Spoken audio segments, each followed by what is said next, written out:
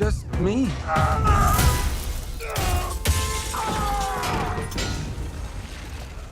Shazam! Fury of the Gods is pretty much what you would expect. It's a DC movie for starters, so you can't expect too much out of them unless it's Batman related, but it's still a fun superhero movie.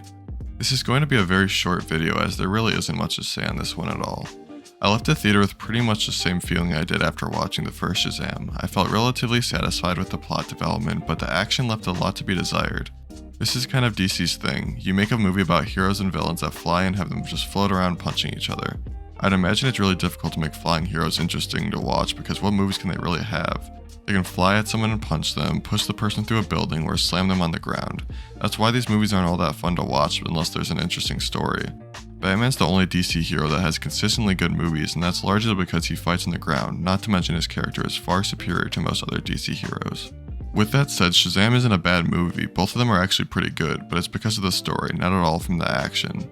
The story being based on a group of kids that got powers from a wizard is pretty cool, and the relationships built up between each of the characters is really interesting and kept me invested in the movie. This one is about the daughters of Atlas, who come to Earth to get a seed to rebuild their realm that was destroyed by the wizard that gave Shazam his powers. These villains are not very interesting at all, they're just old ladies that are gods. That's pretty much their entire story and they don't really get any character development.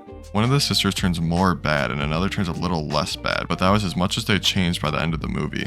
Once again, their combat wasn't good, they really just punched people hard and shot the heroes with the staff they stole. A lot of the story is based on Billy working through his family issues and accepting that people are going to do stuff on their own. This part of the story felt relatively impactful to me and kept me invested enough to drag me through the dull fight scenes.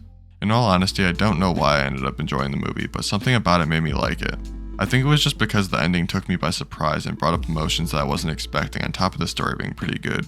Through at least 80% of the movie I was pretty disappointed, but something after that turned it around to where I ended up liking it at least a little bit.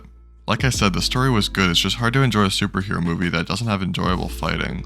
I can't say I'd necessarily recommend seeing it unless you're someone like me that just likes to see movies as they come out. I'm obviously not a big DC fan though, there hasn't been many movies that I liked by them, but if you love DC then you might love this movie. Thanks for watching. If you enjoyed the video, don't forget to leave a like and subscribe to stay up to date with my videos. I'll see you next time.